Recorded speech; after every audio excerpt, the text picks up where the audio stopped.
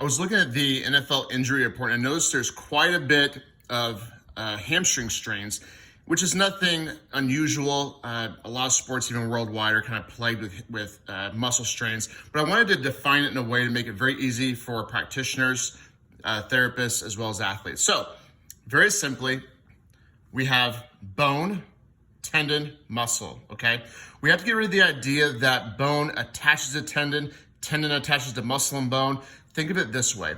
It's more of a hue, right? You can have like a color blue and it changes to deeper blue or lighter blue. What happens here is you have very stiff to very pliable tissue. Even if you have a stiff hamstring, it's very much more flexible, pliable than a bone is, right? I think we can agree on that. So think about it this way. You start here with very, very dense tissue, very stiff tissue. Stiff, mid-stiffness, and then way less stiff, okay? So it's quite a bit of a job for a tendon, which having to manage that stiffness, that range, is why it can be problematic for the tendon itself. Okay, now let's see how the heck we get this and how it's not by accident. So we're gonna take two athletes, okay?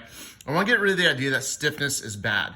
And stiffness, what it is generated based on velocity. So if you train fast, jumping, running fast speeds, you're gonna generate more stiffness. So if you're a running back, wide receiver, you're gonna need to live here on stiffness to maybe right here.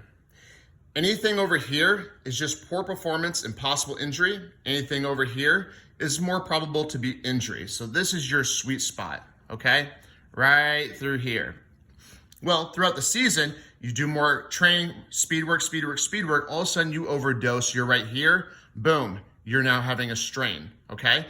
Because of the speed work here, this is why I'm gonna take an athlete and go, hey, if you had a history of strains, I'm gonna have you pepper in some slower movements through the season.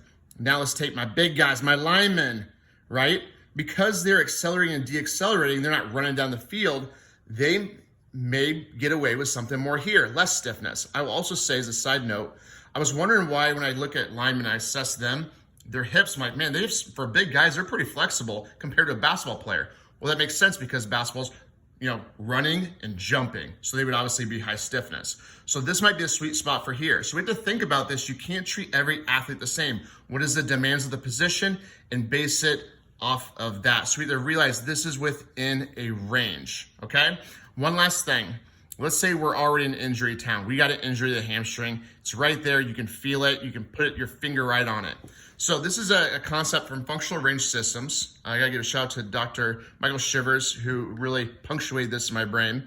So if I put my whole hand here and I'm gonna take this hamstring through a hamstring stretch, as I do so, there's gonna be a point that really stands out. I'm gonna feel high level resistance.